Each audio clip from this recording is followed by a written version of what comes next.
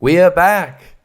We are always back. Every episode it seems that I do of this podcast is like, hey, the podcast is back. I have returned. I'm here again.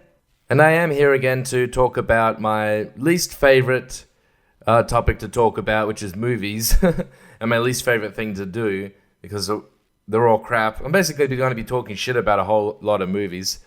The first one is Crash. Remember Crash? Remember that movie about racism that you got mad about because it won the Oscar?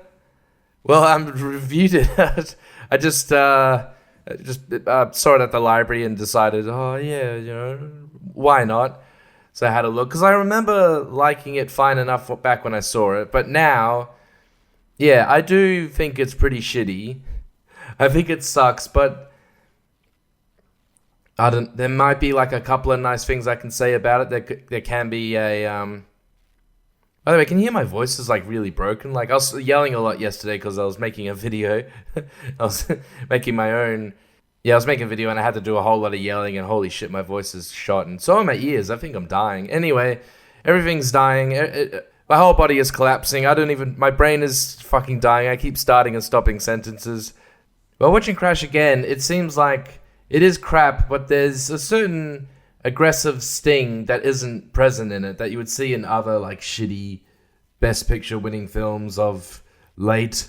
But this one here, yeah, I know it's pretty bad, but then again, it is sort of like I can just watch it. It just feels so pedestrian. That's some kind of pun right there. Because everything about it just seems, I guess, it's the typical film to say about it that it's just mediocre. There's nothing particularly striking about it. There's nothing particularly grandiose or interestingly edifying about it or anything. It's just like, oh, all these people coming together, or intersecting lives and everything. Oh, whoop-de-doo. It's like the way they show Los Angeles makes it seem like it's the smallest town. They make it seem like a town because it just seems like these two people have a particular interaction, like two strangers that have never met.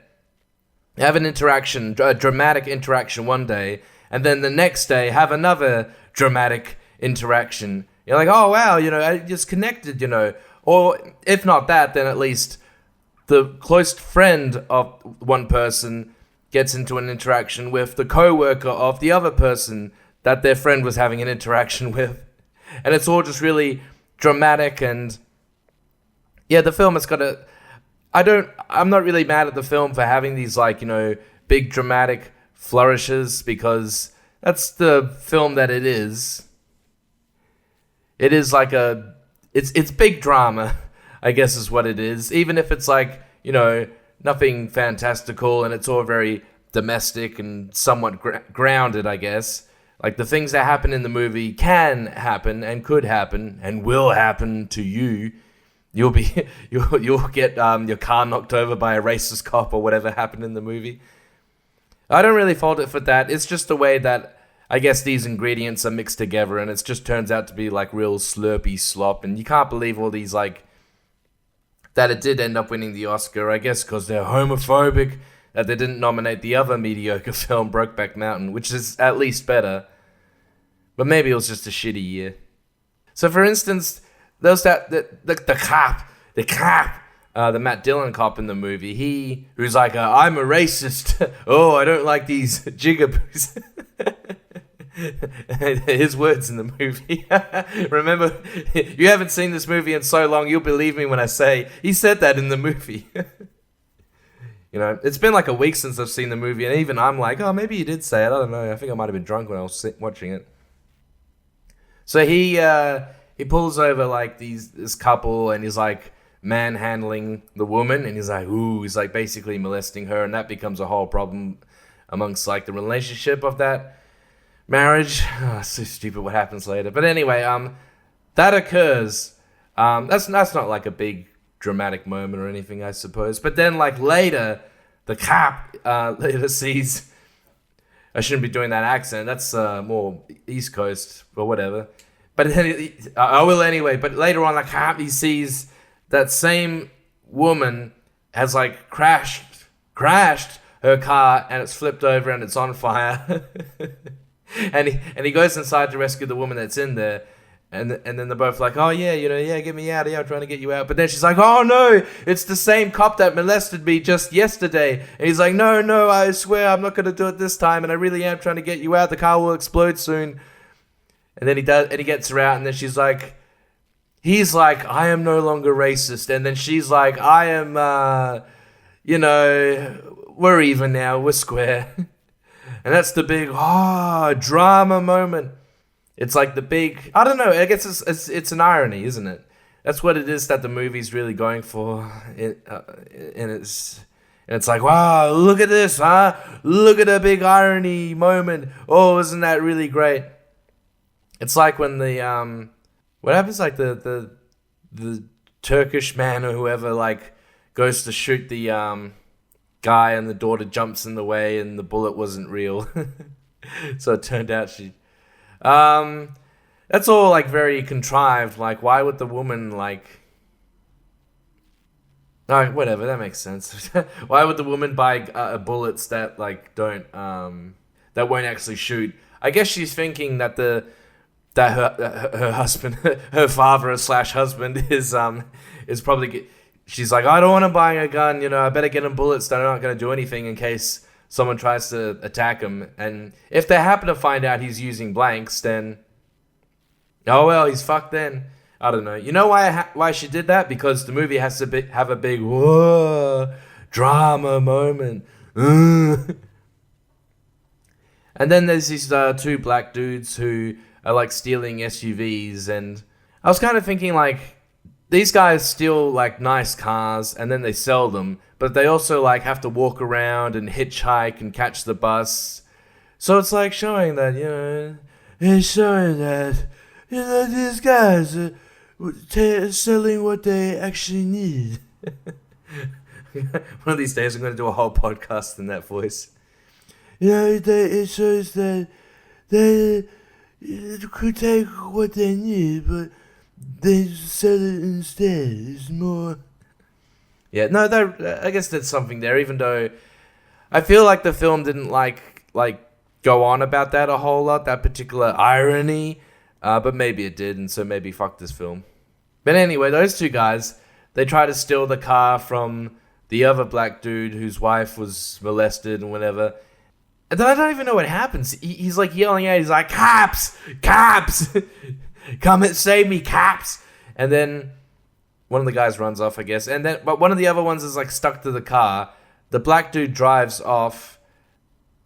And then it's just, the cops are chasing him. And then he just starts driving away from them until he gets to, like, a dead end. And then he gets out the car. He's like, oh, you want to shoot me out? Or whatever. And then what a coincidence, because the cop that's talking to him then was used to be the partner of the cop who was molesting his wife from before. Oh, I guess the bloody LAPD just have, like, 6 cops and that's it in their department. So that doesn't make sense. And, well, it makes sense because it's a fucking irony. That's what it is, because he's getting out the car and, like, yelling at the cops and... Oh no, that partner did see him. He didn't even see him the previous day. So it's even more of a coincidence. Because he's like, I know this guy, kinda. And he starts, like, talking him down and saying, like, don't relax. I'm sorry your wife got raped by my partner, but just relax. And then, so he manages to relax them. And then they all bloody... And then everyone just bloody leaves, and that's it. But the irony is that this guy was trying to, like, rob his car. And instead of being like, oh, cops, here's the guy who's trying to steal my car. Instead of just driving away from the cops, what, is he getting, like, bloody PTSD? Because... Fuck, it's stupid. It doesn't make sense, really. I'm trying to figure this out. Because he makes it that he is yelling at the cops. They calm down the situation and leave. And he had the other black dude who was trying to steal his car, like, stay in the car, hidden, so that he could just wander off. Okay, yeah, that happens. Wait, but then doesn't that same dude, he's walking along, and then he's hitchhiking, and then he gets a ride from... No. Oh, fuck, man. I'm just thinking. He gets a ride from the same cop that was just there. Who was like, who could have arrested them if the other dude was like, yeah, here's the guy trying to steal my fucking car, please arrest him, he's a criminal, why did I even drive away from you cunts in the first place? And then just later on, as he's just walking through like the vast expanse of like LA hills, that same cop is just driving off duty and just happens to see him. Wow, what a coinky dink. Am I wrong? I don't think I even like thought of this when I watched the film. Fucking hell. Jesus, it's like there's how many people in this movie? Like about 15, and they're the only people that live in LA. Everyone is just an extra. Everyone else is an extra. And then when this guy gets in the car with the cap, it's another irony where it shows what we showed before, like, hey, this is the good cop, and look, he really calmed down the situation. He's not violent like the rapey cop, but then the rapey cop saved the woman before, and then this good cop, you think, oh, the guy, he goes to take out something in his pocket, and then the cop thinks he's taking out a gun, so he shoots him dead, as LAPD do. Yeah, it's a really dumb scene because they're driving along and the cop's like, yeah, man, I'll, you know, where you trying to get to? Yeah, I can take you as far as this. Come on, man, get in the car. It's so cool. And as they're driving, he like immediately starts getting like, you know, what, you giving me shit, man, huh? What the fuck you doing? I'm going to pull you over, man. He pulls over like immediately because they're in the car for like 2 minutes and he already gets mad. He's like, fuck you, man, get out of my car. Because, I don't know, because there's a song on the radio. It's like a twangy West country song, and the hitchhiker's like, "Yeah, I love this song," and the cop's like, "Where you got a front, man? Huh? Where you trying to pull a piece?" It just shoots him, you know. He just gets so fucking off the cuff so quickly, but he had to do that. He had to get mad immediately, and then also shoot that guy because he thought he was taking out a gun because the movie had to have an irony. Oh, baby. Oh, I mean, what else was going on in this movie? Let me look it up. Who gives a fuck? I've been reading over the Wikipedia like plot line for it. It makes it sound like I've been watching The Shield. So it makes it sound like episode of The Shield where you got like stuff with, you know, cops on the street, you know, doing this thing and running this drug deal, but trying to get like, you know, quid pro quo and this kind of thing. And then there's also another story of like a captain or a DA trying to like, you know, sway a vote towards him, something along those lines, trying to look good in the press. And then there's also another thing with like, you know, a downtrodden whoever trying to get this thing done. And then there's like another story, like, yeah, but the difference is that this film is crap. You know, The Shield might have a few too many stories going on, but I guess that was the style of the time with TV, so I do dig that show. But yeah, this movie's pretty crap, and I got nothing nice to say about it. I think some of the other storylines there, like, they just kind of, like, the Brendan Fraser stuff is, like, he's a DA he's trying to figure out which way do I go with, like, you know, is it, like, he gets carjacked, like, how should he run this story, because he's going to lose votes from these people or votes from those people, and if the movie actually focused more on, like, this kind of quandary that he's in, it would make it more interesting. But no, the movie's just like about like it's just like, you know, playing with dolls, but like, you know, black and white and Hispanic, and just making them like, you know, you calling me a cracker, you calling me a spick, all this kind of crap. Boring. Yeah, you know what movie I saw that was much better than this Best Picture Oscar-winning film? Bad Boys. Bad Boys Ride or Die, or as I like to call it, Bad Boys 4 Live, which was the third one. Anyway, I've gone over this confusion with that. But yeah, I saw the new one, and boy, I can't even remember. I can't even remember what happened in it. I know there was a bunch of stuff that happened in the movie that like doesn't mean anything. Like, what's his name has like a heart attack at Will Smith's wedding, and. Was it a heart attack? Yeah, or a panic attack? I don't know. It must have been a heart attack because it's like, he almost died and whatever. So he has to cut down on food, but he's like, but I love eating Skittles. Whatever. And then the movie just kind of forgets about that. It's just like, oh, we're going to like, you know, go ahead with our storyline. Same with Will Smith. He gets married, but yeah, I don't know. I guess his wife almost gets captured or whatever. I don't know, man. I can't even remember. All I know is that, well, look, here's my review of that movie and Furiosa, because I saw both of them recently. I guess there are certain people out there that are gonna like one film more than the other, even though, a lot more people saw one film more than the other. But for me, I like Furiosa just slightly more. But it's still, people really rave about like the recent two Mad Max movies, like those two, like, ah, an action movie, amazing. But for me, it still feels a little bit like just general blockbustery movie where it's just like dumb thing happen here and over there. Look, the problem that I have with the movies, or how I would mesh the movies together, is what I got to do, because Furiosa's not so bad. It's got like a lot of great villains, and it's got like a cool universe, like world building in it that I think works even a lot better than Fury Road. But the heroine character really sucks. And even the dude that she meets up with really sucks. Like, it's just so fucking bland. They don't do anything. They're not characters at all. They're just these things, I think you call them ciphers, that just like exist in the film to make shit move. They don't have any character, much unlike the villain character, Dementus, and even a lot of the other villain characters. Like, they look so cool and they sound so cool.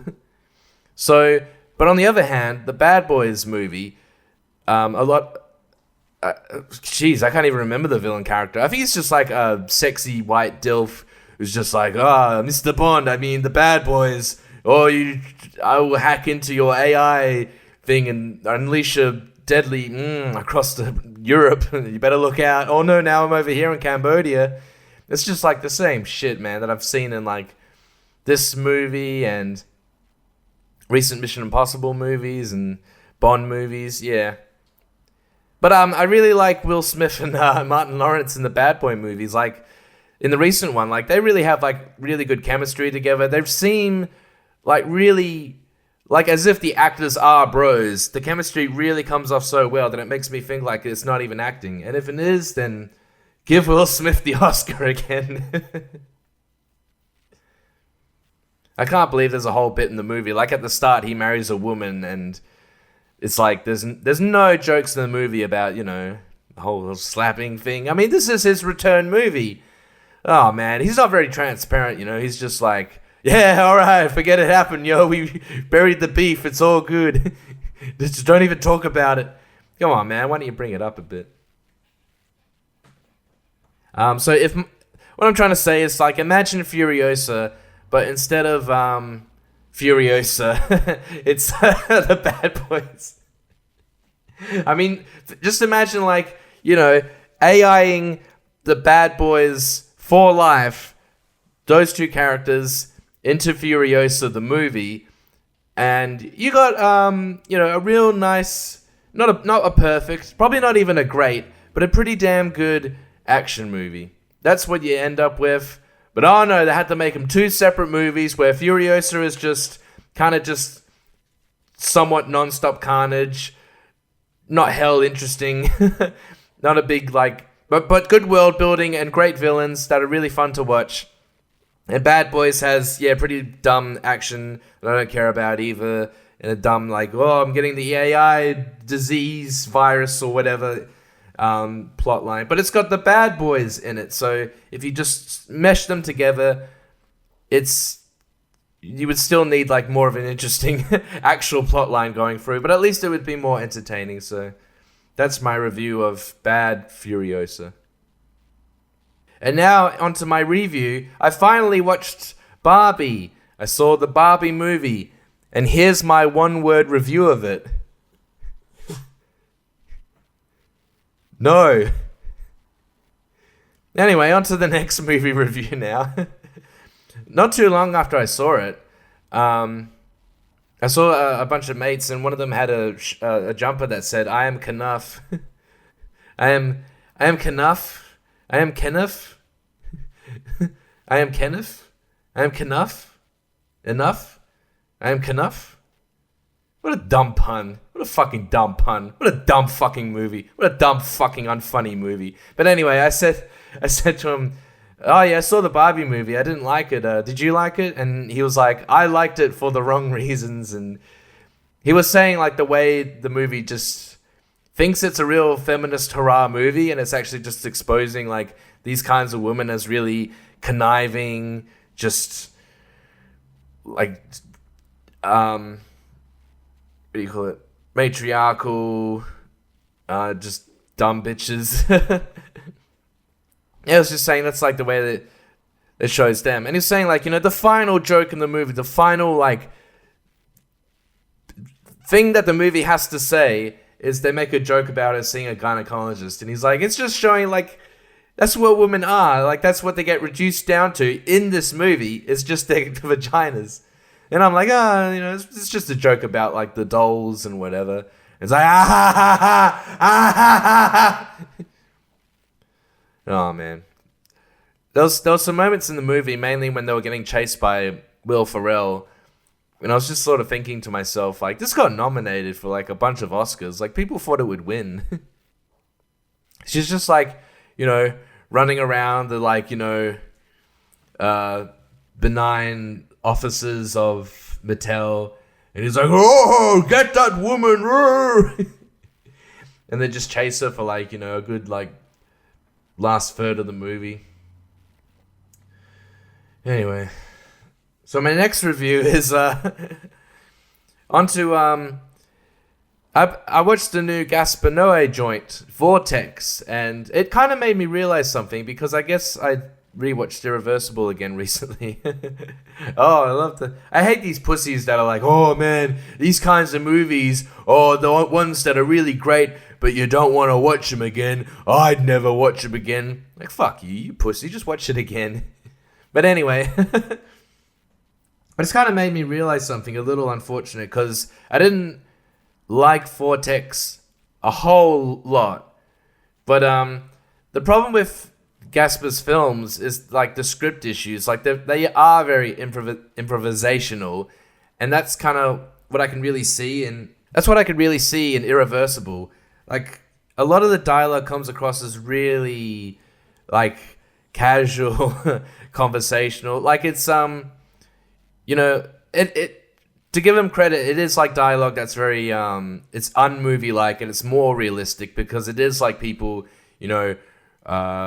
repeating things and talking over each other and this thing, and talking like shit, but I don't know, some of these conversations, maybe I just don't dig the musings that are in them, because they're just like kind of off the cuff. They're not like something that is written, and these days I want to watch a film that has the appearance of like real life dialogue, but is still written, and like every sentence like really matters, but in even something like Irreversible, like there's just these long scenes of conversations, and I'm just like, they're just talking, like, especially in the like second half of the movie, they're just like talking, and I don't think there's really much like going on with the conversation. It's just kind of like not really going anywhere, but I guess it's somewhat thematically related.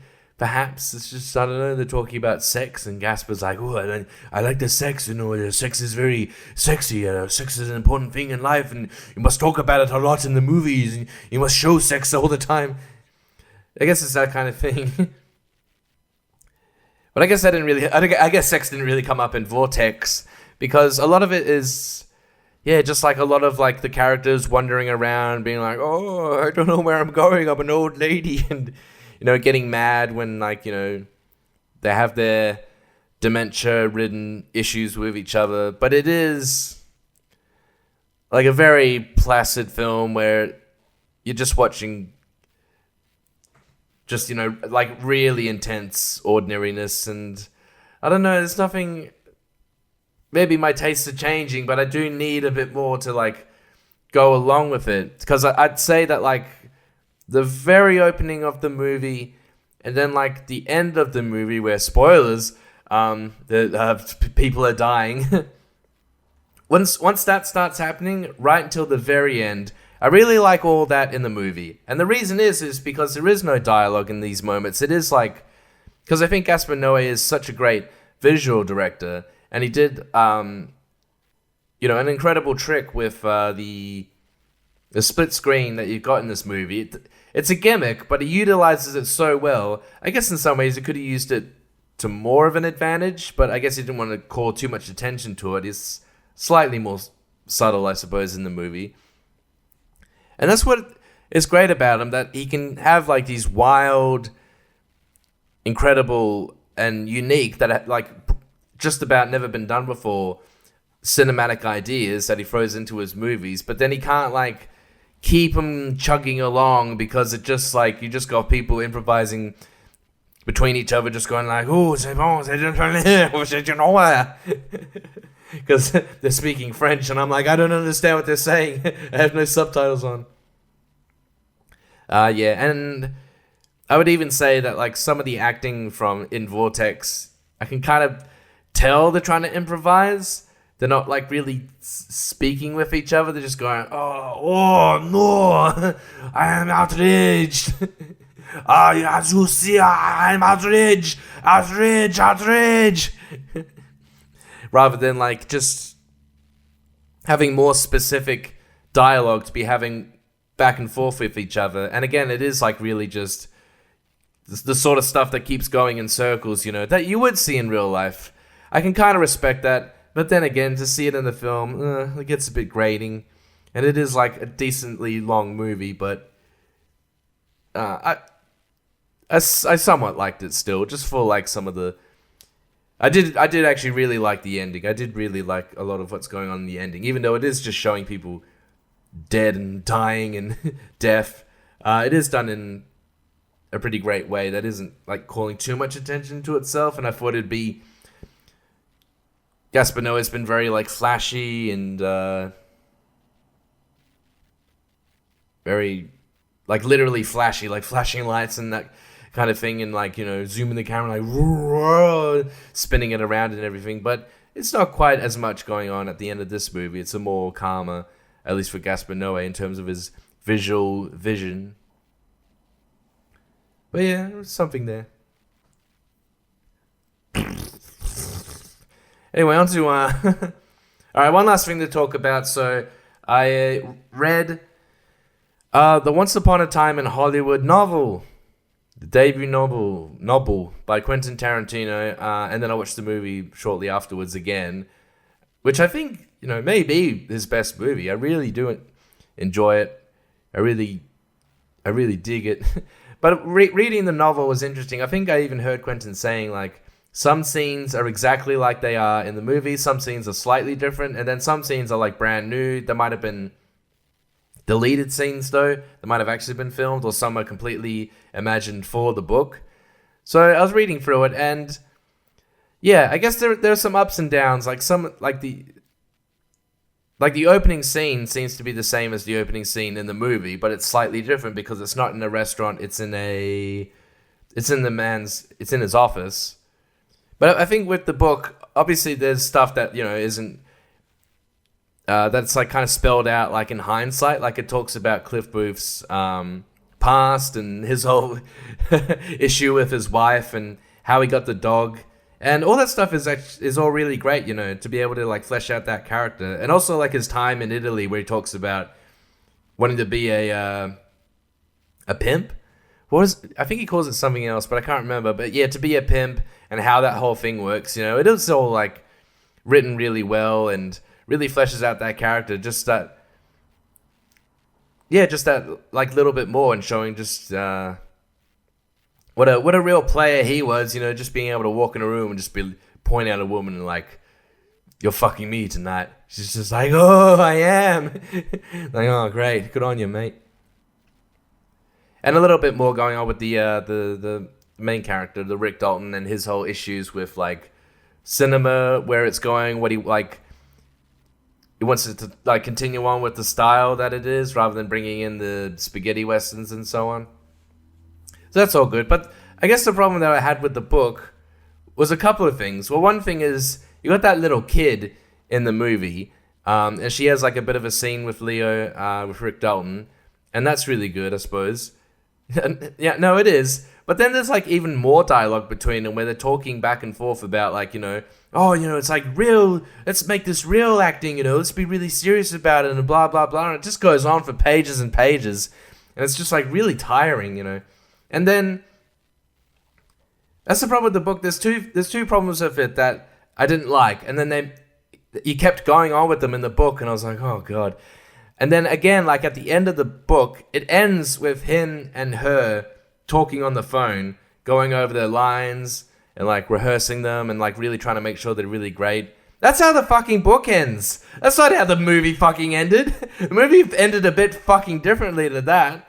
Wasn't there a couple of murders in self-defense in that movie? What happened to that? Yeah, so legit, like, there's some stuff in the book about like Manson and like how he, tries to induct his women and get them like, on his side and that kind of thing, right? So he's doing that. But then, the whole stuff at the end of the book where there's meant to be like the murder, but then it doesn't happen, and then, that whole thing, it's just not there. They just don't even show up, so it just makes me wonder, why is it even in the book in the beginning if it's not even leading to that conclusion? That's the reason to have these characters in the story. So what the fuck, man? So instead we just have like this fucking dumb little actress, and the dialogue is just like, it's just so awful. It's just so back and forth and just so, again, like repeating themselves, and it's tiring. And then there's a couple of chapters in the book as well that are just talking about the backstory of the TV show that he's working on. And it's, fuck off, man. It's just like Quentin Tarantino writing his own fanfic for his own stuff. And that's what I'm reading in this book. So I'm not really interested. And I'm not interested in reading like the spec script that he also read that was included in the book.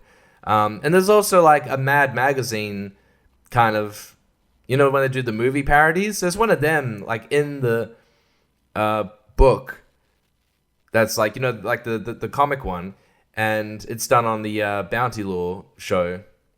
So that was cool. That was cool to read, to be able to see that. That's real neat.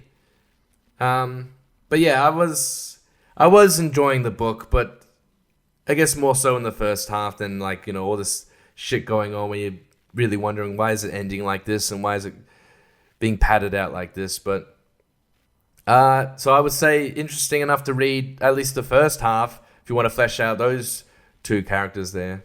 Anyway, that's all I'm going to fucking say about all this shit. So happy dry July. July is the name of my girlfriend's pussy. It's going to be a dry whole month, even though it's been raining and that whole thing. Anyway, this has been the David Morgan Brown Experience. We're back. We've returned from our huge break, and guess what? There's going to be another episode really soon because something has occurred on the planet recently that relates to a recent podcast series that I've been doing, so I should get onto that, and I'm really excited for that, and thank you, good night, and good luck.